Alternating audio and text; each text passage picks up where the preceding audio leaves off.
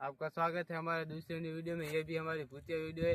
हमारे गांव से एक दूर यहाँ पे एक तालाब है, वहाँ पे एक औरत और वो बच्चा कपड़े धोने आए थे और उसका बच्चा तालाब में गिर गया और वो चिल्लाने लगा बचाओ बचाओ बचाओ, और उसकी माँ भी उसे बचाने के लिए अंदर पड़ी और वो दोनों भी मर गए। और तब से यहाँ तक सब कहते हैं कि यहाँ पे भूत जगता है और इस भूत का नाम है बावरिया कोटा भूत।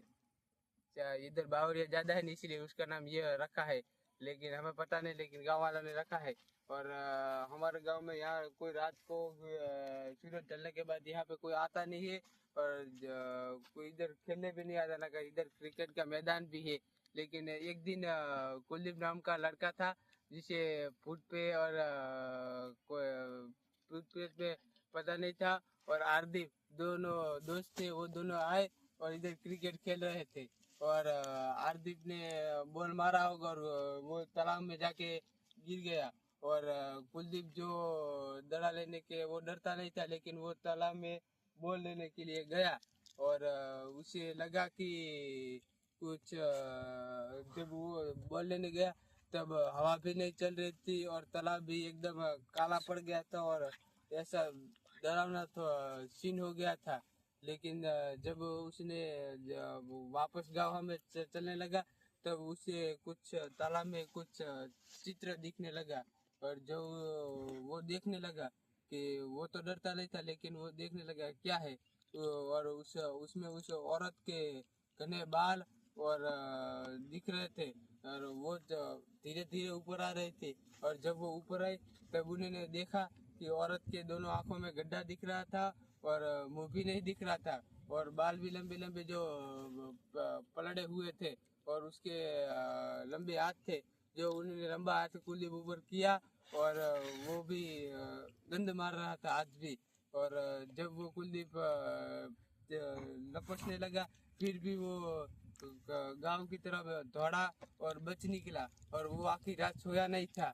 लेकिन उसने किसी को बताया नहीं कि हमारे मेरे साथ ऐसा हुआ, क्योंकि उसके ऊपर कोई यकीन नहीं करेगा कि मेरे साथ ये हुआ था, इसलिए उसने ये सब कह दिया। बंद करो।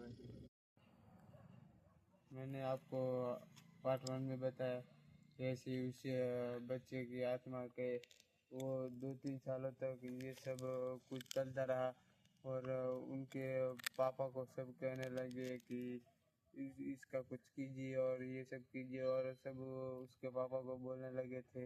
इसलिए उनके पापा बहुत परेशान हो गए थे।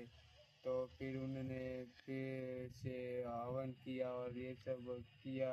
उनके बच्चे को कहा कि आप ये सब मत करो ना सब, पर वो बच्चा मानता नहीं था कि जब तक मैं जिन्होंने मुझे टॉर्चर किया उनसे मैं बदला ना ले लूँ तब तक मैं मेरी आत्मा को शांति नहीं मिलेगी। और ये वो कहने लगा और फिर से 2-3 सालों तक चलने लगा और स्कूल भी बंद हो गई थी और स्कूल के कारण ये सब सरकारी शिक्षक और सब बहुत परेशान हो गए थे। और ये सब माल 2-3 सालों तक चल रहा था और 2-3 सालों से हमारी ये स्कूल भी बंद पड़ी है और हम कुछ कर भी नहीं सकते। तब तो हम सोते थे, लेकिन हमें भी ये बात पता चली थी ये सब हो रहा था, इसलिए हम भी रात को कहीं बाहर नहीं करते थे। और मैं भी 2-3 सालों से स्कूल बंद तब से मैं भी बाहर पढ़ने लगा था कि उसके डर से मैं भी हमारे गांव में नहीं पढ़ता था और सभी बच्चे लोग भी बाहर चले गए थे। इसलिए हमने ये सब नक्की किया कि उसकी आत्मा को कुछ करना पड़ेगा। और जब उनके जो लोग जिससे उसे टॉर्चर किया था उनसे बदला लेने के लिए उसने कहा कि जब मैं बदला लूँगा तब मेरी आत्मा को शांति मिलेगी। तो उनके बच्चे लोग बड़े हो गए और जब वो 10th में है उसे फेल कराया और ये सब जिन्होंने टॉर्चर किया उन सबको बच्चों को फेल किया और परेशान किया।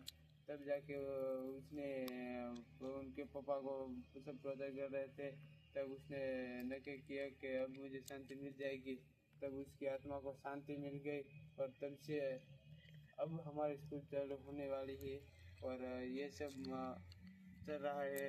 और तो अभी भी गांव में बात चल रही है कि अभी भी वो यहाँ पे है और कि हमें पता नहीं कि है भी नहीं है भी, लेकिन सब कहते हैं कि उसकी आत्मा को शांति नहीं मिली है। वो खाली ऐसे ही कह रहा था मेरी आत्मा को शांति मिली, फिर भी यहाँ पे है। लेकिन हमें लगता है उसकी आत्मा को शांति मिल चुकी है।